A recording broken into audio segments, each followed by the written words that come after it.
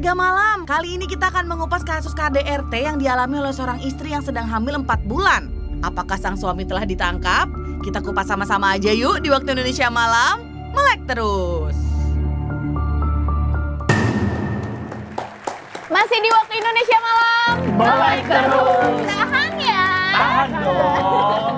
Oke, Gilang, Berli dan juga Koko Yosep. Ya. Ini sebelum kita masuk ke berita yang tadi di VT ya, ada satu update yang harus kita sampaikan ke warga Malam. Jadi kita langsung saja masuk ke KPU.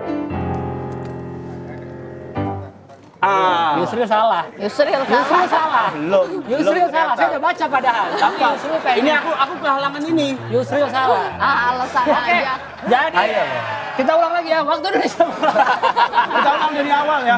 Lanjut dong. Oke, ini kan kita masih bersama Mas Joseph di sini. Iya. Tadi kan ada yang soal skincare, soal melihat, soal menyentuh pacar. Iya. Nah, itu bikin konten kayak gitu ya soal skincare dan lain. Itu emang ada yang pernah melapor atau emang pengen bagi-bagi aja, berbagi soal itu. Iya. Kalau itu bisa dilaporkan. Iya, melapor ke saya iya, karena saya kan memang pengacara aktif menangani kasus. Jadi lapor ke saya iya, tapi pengacara yang baik itu masuk ke pengadilan hanya untuk ultimum remedium, upaya akhir. Jadi sebisa mungkin pengacara baik itu menyelesaikan perkara itu di luar pengadilan. Melalui mediasi dan sebagainya kayak gitu dengan akta perdamaian gitu, itu yang bener kayak gitu. Kalau bisa jangan sampai pengadilan gitu. Iya, sebagai upaya akhir. Kalau sampai semuanya sudah tidak bisa, kan sekarang udah ada restoratif justice juga dari kepolisian, restoratif justice di kejaksaan. Jadi banyak caranya menyelesaikan sengketa itu. Nggak harus dihukum lah, bisa digantikan dengan atau dikembalikan seperti semula bisa. Begitu banyak cara lah. Berdamai itu indah ya. Iya. Tapi terus bukan ya. tidak bisa dilaporkan, bisa gitu. Jadi jangan sampai pasal ini dianggap tidak berlaku. Berlaku, memang pasalnya ada kok, sudah disahkan juga oleh negara, kepala negara juga sudah mengesahkan gitu. Oke. Ya, jadi biar ada yang karena ada yang lapor ya sekalian sharing lah ya, yang belum tahu juga jadi tahu. Oke, sekarang kita sudah terhubung dengan salah satu warga Malam yang mau nanya langsung sama Mas Yosep ini. Silakan, udah ada Windy di Bekasi. Halo Windy. Halo Kak Windy. Halo. Halo. Nah, Mbak Windy lagi di mana? Di rumah di Bekasi. Di rumah Bekasi. Nah, silakan Mbak Windy, ada yang ingin ditanyakan ke Mas Yosep? Oke. Kok mau nanya dong? Silakan. Ya, silakan. Oke. Kok aku kan wanita karir nih, tapi kayak kerjaan rumah juga ngerjain sendiri juga gitu. Terus kan aku tuh sering pulang malam nih kok. Kan kalau pulang malam kan kondisi badan juga udah capek gitu kan. Karena suatu ketika tuh saya pulang kerja itu udah tengah malam. Terus tiba-tiba suami saya tuh minta buat ngepelin rumah gitu. Tuh kalau saya nolak tuh kok ada pasalnya nggak sih? Kalau saya nolak perintah suami saya itu yang suruh ngepel malam-malam. Oke. Malamnya jam berapa tuh? Iya. Sekitar jam ada kali jam hampir setengah 12, jam 12-an. Oh, 0044 lah. Oke, langsung dijawab aja oleh Mas Joseph. Silakan Mas Yosep. Jadi kalau menurut saya nggak ada pasal yang bisa melarang itu, tapi secara hukum agama itu adalah nusyus, berarti pembangkangan terhadap suami. Nah nusyus ini bisa jadi alasan bercerai. Malahan yang pidana kalau suaminya melarang dia bercerai untuk adanya ketergantungan ekonomi, itu ada pidananya 3 tahun penelantaran rumah tangga. Gitu. Jadi istri itu nggak boleh dilarang untuk bekerja. Ibu boleh bekerja tapi tetap melayani suami. Itu udah nggak bisa ditawar lagi melayani suami. Walaupun jam segitu malam. Iya, secara hukum agama seperti itu. Nah, tapi saya setuju dengan ibu yang tetap bekerja karena untuk apa? Untuk menghindari ketergantungan ekonomi. Jadi saat terjadi suatu ketidakadilan nantinya ibu tetap settle secara ekonomi gitu. Jadi wanita tuh emang lebih baik bekerja ya? Menurut saya. Iya. Tapi kan ada, Gimana Mbak Windy? Oke kok, ada satu lagi ya kok. Mau nanya lagi. Iya boleh. Sama ini nih kok, jadi kan ya namanya juga kan saya bekerja gitu kan. Kadang kayak abis pulang kerja tuh pengen gitu nongkrong sama teman kayak buat sosialisasi sih gitu kan. Suka kopi, nonton gitu. Nah karena kan kadang suami tuh kayak suka melarang lah secara nggak langsung gitu. Kalau misalkan nih saya bohong untuk nonton atau berkonsumsi kayak gitu ada pasalnya juga nggak sih kok? Nah, bohong ke suami, nongkrong. bohong, Iya. Kalau menurut saya jawabannya sama dengan yang tadi. Bohong ke suami itu termasuk pembangkangan juga. Jadi ya itulah secara agama itu istri tuh harus nurut sama suami sebenarnya. Cuma yang diatur sama negara itu pasal 49 Undang-Undang PKDRT bahwa tidak boleh istri itu dilarang untuk bekerja untuk ketergantungan ekonomi. Itu nggak boleh. Itu nggak boleh melarang. Iya, nggak boleh melarang. Iya.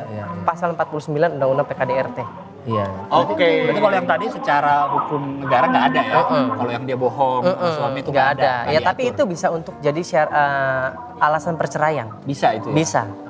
Karena hitungannya kalau secara agama tadi nusus tadi itu. Iya, nusyus tadi. Pembangkangan. Karena Pembangkangan. nanti saat cerai itu bisa nggak dapat nafkah, bisa nggak dapat nafkah mut'ah, nafkah yang lain. Jadi ada beberapa yang seharusnya didapatkan tapi tidak dapat didapatkan karena nusyus tadi.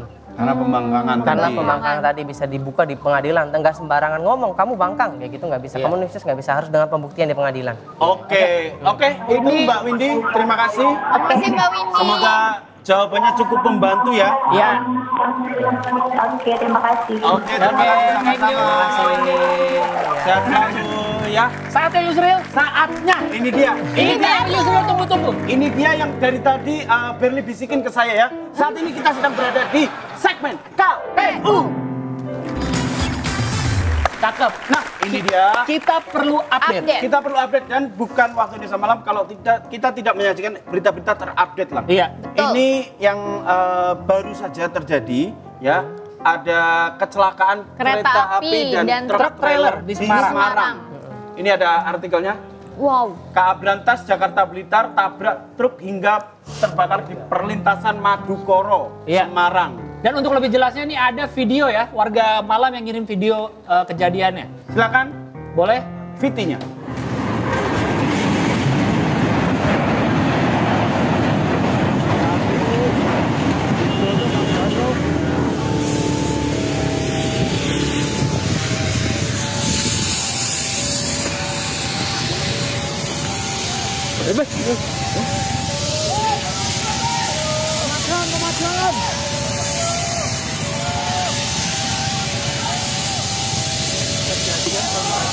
Sejauh ini yang kami dapatkan katanya truknya mogok di perlintasan, jadi nggak. Di tengah Supirnya udah, perlintasan ya? iya supirnya udah pergi katanya terus.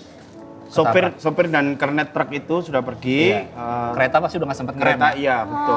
Semoga tidak ada korban jiwa ya. Betul. Amin. Ya, amin. Kalaupun luka-luka juga tidak parah gitu Iya. ya. Luka Itu ringan. doa kami semua ya, doa Iya, kami iya, semua iya. dan kami turut berduka ya atas Iya. kejadian itu, semoga tidak terjadi lagi ya. Nah, Amin. kita ke berita yang kedua. Beberapa hari belakangan ini mencuat ke permukaan mengenai kasus KDRT atau kederet. Kekerasan dalam rumah tangga.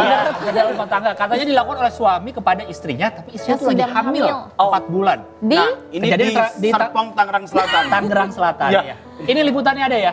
Ini artikelnya. Dan VT-nya. Tiara Maharani, istri korban kekerasan dalam rumah tangga oleh sang suami di perumahan Serpong Park, Serpong Utara, Tangerang Selatan, Banten, mengalami trauma yang cukup berat usai kejadian. Kondisi psikologi dan mental korban yang tengah hamil terguncang.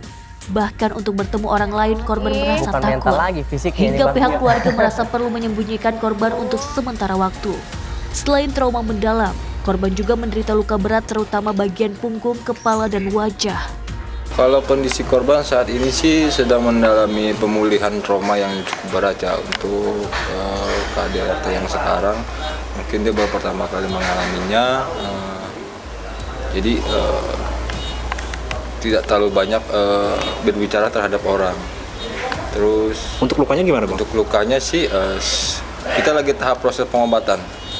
Dari mulai pengempesan dari pipi, terus kayak bola mata yang sudah membiru, itu lagi kita obati. Sebelumnya, dalam rekaman video amatir warga, Budianto jauh hari tega menganiaya istrinya hingga babak belur. Diseret serta dipiting, Budianto juga terus memukuli istrinya yang tengah hamil 4 bulan. Tak hanya aniaya istrinya, pelaku bahkan sempat mengamuk mertuanya yang juga berusaha menghentikan tindakan sadisnya. Muji Platu Merisa melaporkan untuk NET. Jadi ada update juga dari berita ini, akhirnya suaminya yang berinisial BD itu udah tertangkap ya oleh polisi. Jadi kita patut apresiasi kinerja dari tim Opsnal Satreskrim Polres Tangsel. Keren. Nih, Dan kabarnya Polda Metro akan mengirimkan trauma healing. tim untuk trauma healing yang akan menangani trauma yang dialami korban dan juga keluarganya. Karena nggak sekedar kekerasan, luka di badan, pasti akan trauma Mentalnya dan bisa juga. lama itu Betul, traumanya. psikis kayak karena gitu. itu masuknya ke psikis ya. Iya, tadi kan lagi udah diomongin. hamil kan? Iya, apalagi aku hamil. ngeliat Kan? tahu video yang pas lagi dipukulnya Iya ya, itu. serem Iya, ya? serem Serem banget. banget. Iya, Kasihan iya. Ini bisa berapa pasal nih yang kena?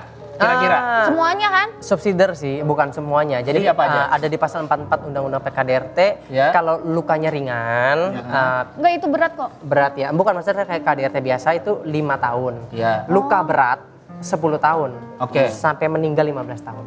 Kalau luka berat sama ringan itu kelihatan dari mana? Nah, itu terbuka di proses persidangan nanti. Oh. Jadi Visum nggak gitu-gitu bisa ya? visum dan itu. Pokoknya kita membuktikan terus. Pokoknya Harus dibuktikan sepanjang pokoknya. polisi kita buktikan, jaksa kita buktikan semua, di persidangan kita buktikan, nanti hakim menilai ini berat atau enggak sih sebenarnya. Hakim juga perlu hati nurani lah untuk memutus. Iya. Iya, karena kan sebelumnya beritanya karena suaminya nih kok nggak ditahan-tahan gitu. Iya.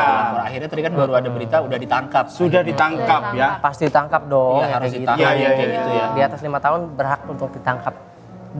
Oke, terima kasih untuk Koko Yosep atas Terima kasih. waktunya ya dan Terima atas kasih banyak. sosialisasinya Iya, kita jadi lebih Penjelasannya, ilmu-ilmu baru. betul kita Ilmu jadi baru. lebih melek terhadap pasal-pasal yang ada di rumah tangga Iya, ya. dan lebih melek soal jedak-jeduk yang ada. Ya.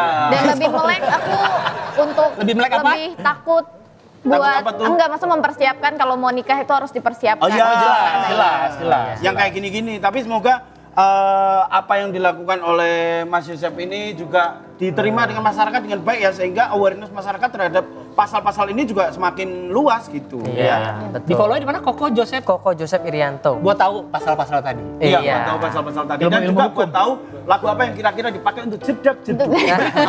Terima kasih Koko Yosep sekali lagi. Terima kasih, Ko Terima kasih. Joseph. Warga Malam kita akan kembali lagi setelah ini, tetap di Waktu Indonesia Malam. Melek terus. Ya. Warga Malam, setelah ini kita akan membacakan cerita serem dari kalian semua. Takut banget nggak sih? Ayo di Waktu Indonesia Malam, melek terus.